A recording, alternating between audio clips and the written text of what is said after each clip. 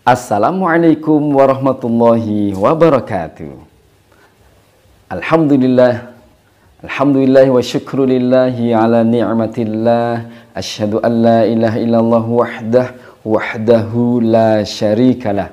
Wa asyhadu anna Muhammadan abduhu wa rasuluhu la nabiyya ba'da wa la haula wa la quwwata illa billah. Amma ba'du.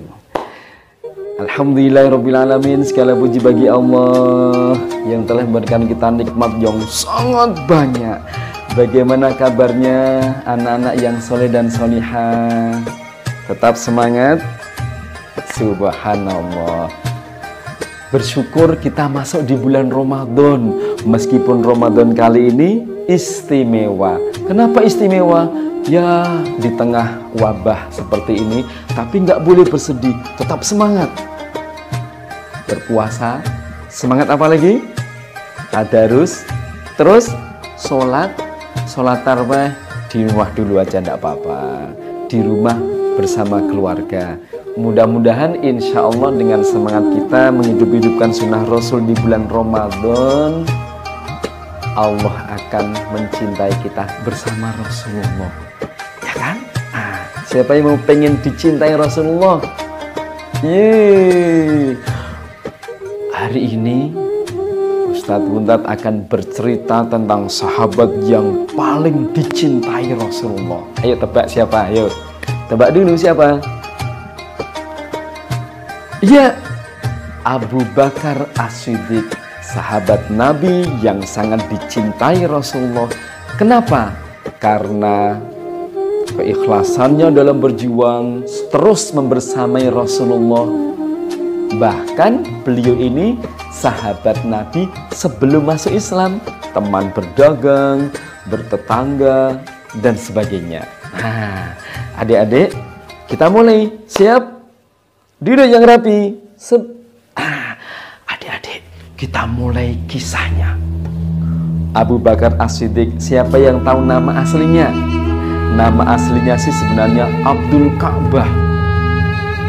Tetapi setelah masuk Islam, namanya diganti menjadi Abdullah.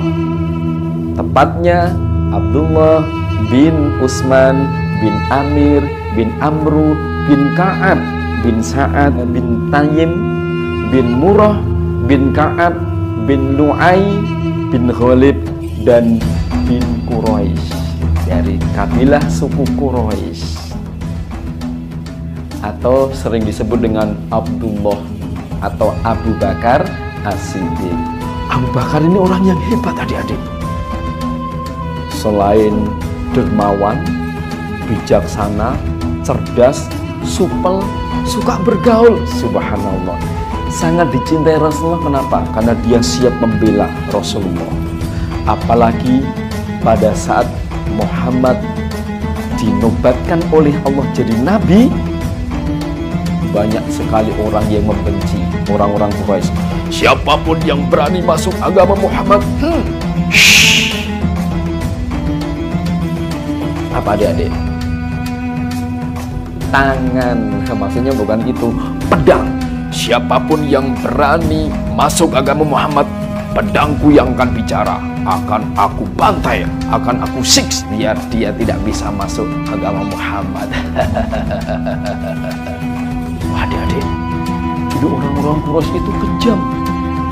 Orang-orang kafir Quraisy, mereka sangat kejam terhadap sahabat Nabi yang sudah masuk Islam. Bukan hanya disiksa, bahkan kemudian diusir di lembah yang sangat tandus. Akhirnya Nabi kita berdoa, ya Allah, Islam semakin berkembang ya Allah, agamamu semakin berkembang, tetapi orang-orang kafir Quraisy ini selalu membantai kami, menyiksa kami ya Allah. Mohon petunjukmu ya Allah. Adik-adik, akhirnya diperintah oleh Allah untuk berhijrah. Rasulullah bersama orang-orang yang beriman diperintah berhijrah. Hijrah itu apa, tahu nggak? Pindah. Bukan hanya pindah tempat satu ke tempat yang lainnya yang dekat, itu enggak. Pindah dari kota Mekah menuju ke Yasrib yang kemudian bernama Madinah. Jaraknya cukup jauh adik-adik. kurang lebih 460 km. Di samping jauh, bayangkan harus melewati padang pasir yang panas, belum lagi dikejar oleh para kafir Quraisy. Ini orang-orang Muhammad ini telah berpindah ke Yathrib. Ayo kita kejar. Maka kemudian para sahabat ini sebagian berangkat dulu. Rasulullah beserta beberapa sahabat di akhir untuk segera melakukan hijrah tadi. Adik-adik, saat itu Nabi Muhammad SAW berada di rumah. Orang-orang kafir Quraisy bahkan siap untuk membunuh Nabi Muhammad. Ayo kita kepung rumahnya, kita kepung. Bahkan mereka siap dengan persenjataannya, siap di depan pintu. Nanti kalau Muhammad membuka pintu, pedangku yang bicara. Adik-adik, apa yang terjadi? Allah memberikan mukjizat kepada Rasulullah. Saat beliau membuka pintu, tidak ada satupun yang melihat Rasulullah. Bahkan Nabi kita menaburkan pasir di atas kepala orang-orang Quraisy tadi, tidak ada yang tahu. Akhirnya Rasulullah menuju ke rumahnya Abu Bakar. Assalamualaikum ya Abu Bakar. Hari ini mari kita berhijrah. Engkau membersamaiku. Subhanallah, Abu Bakar dengan senang hati, bahkan dia menangis bahagia. Ya Rasulullah, aku siap membersamaimu. Aku siap untuk berdarah-darah membela kamu. Nanti kalau ada yang menyakitimu, aku dulu yang menghadapi. Aku akan hadapi orang-orang yang akan menyiksa kamu. Subhanallah.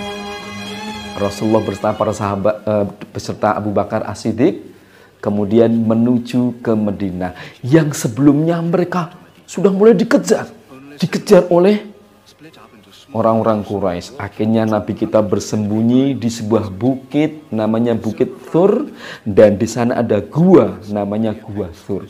Ya Rasulullah, ini ada gua, tapi jangan masuk dulu. Aku akan masuk duluan. Akan aku bersihkan dan aku tutupi lubang-lubang. Siapa tahu nanti ada serangga, kalajengking, ular dan sebagainya. Aku tidak rela engkau akan digigit ular dan sebagainya. Adik-adik, itu cintanya Abu Bakar kepada Rasulullah SAW. Akhirnya Abu Bakar masuk dalam gua yang gelap tadi. Ditutupi seluruh lubang-lubang dengan berbagai benda kain dan sebagainya. Setelah dirasa aman, Nabi Muhammad dan Abu Bakar masuk. Lalu Abu Bakar mempersilahkan, ya Rasulullah, silahkan beristirahat. Rasulullah kemudian meminta, wahai Abu Bakar, bolehkah aku tidur di pangkuanmu? Ya Rasulullah, dengan senang hati, dengan senang hati. Rasulullah pun tidur di pangkuan Abu Bakar.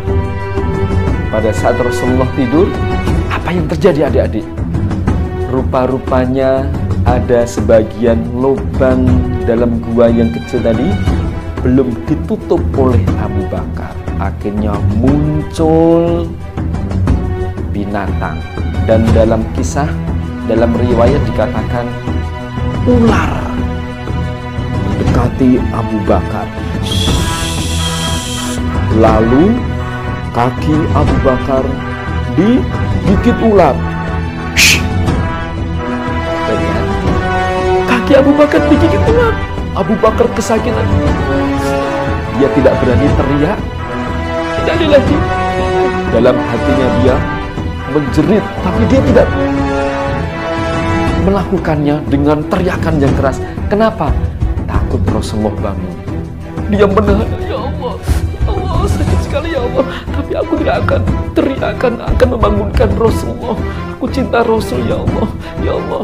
Sampai akhirnya saking sakitnya Abu Bakar meneteskan air mata, sehingga tetesan air mata tadi mengenai wajah Rasulullah. Rasulullah bangun. Ada apa? Wahai Abu Bakar. Ya Rasulullah, kaki saya digigit ular. Inna lillahi wa inna ilaihi raji'un. Rasulullah kemudian mengobatinya. Wahai Abu Bakar, kenapa engkau tidak berteriak?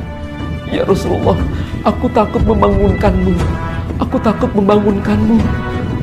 Aku ingin engkau selalu dilindungi Allah dan aku siap untuk membelamu. Baik, aku obati. Akhirnya diobati oleh Rasulullah dan subhanallah sembuh atas izin Allah. Adik-adik, Abu Bakar dengan segala daya dan upaya berdarah-darah, bahkan nyawa dia korbankan untuk membela Rasulullah SAW. Akhirnya beliau tiba di Madinah dengan selamat. Subhanallah, Bakar yang sangat hebat, dicintai Rasulullah karena membela Rasulullah bahkan dengan harta, jiwa, dan nyawanya. Lalu bagaimana dengan adik-adik? Mau nggak dicintai Rasul? Syaratnya apa berarti? Seperti Abu Bakar tadi. Gimana?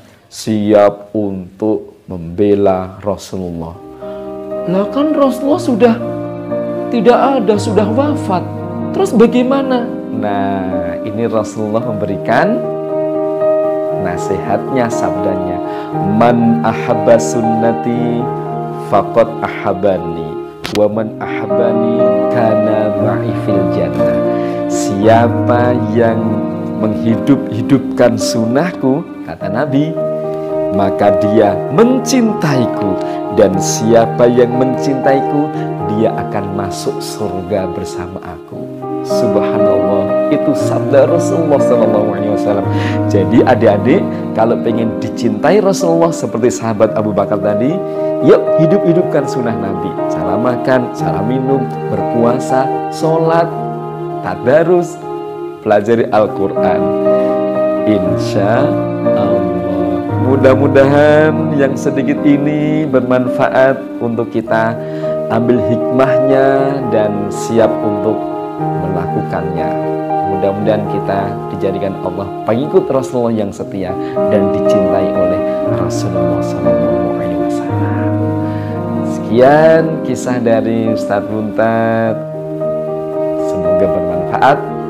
Assalamualaikum warahmatullahi wabarakatuh.